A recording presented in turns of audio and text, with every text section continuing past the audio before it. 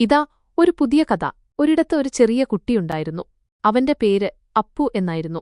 അപ്പുവിന് കളിക്കാൻ ഒരുപാട് കൂട്ടുകാർ ഉണ്ടായിരുന്നു. ഒരു ദിവസം അപ്പുവും കൂട്ടുകാരും പുഴയരികിൽ കളിക്കുകയായിരുന്നു. പെട്ടെന്ന് ഒരു വലിയ കാറ്റ് വീശി. ആ കാറ്റിൽ ഒരുപാട് ഇലകൾ പറന്നുപോയി.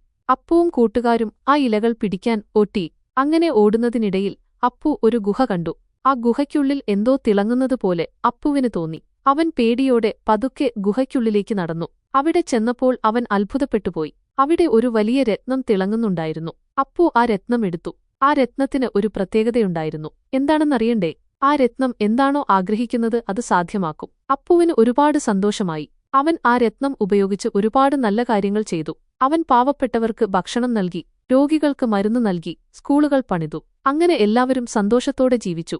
ഈ കഥ ഇഷ്ടമായോ?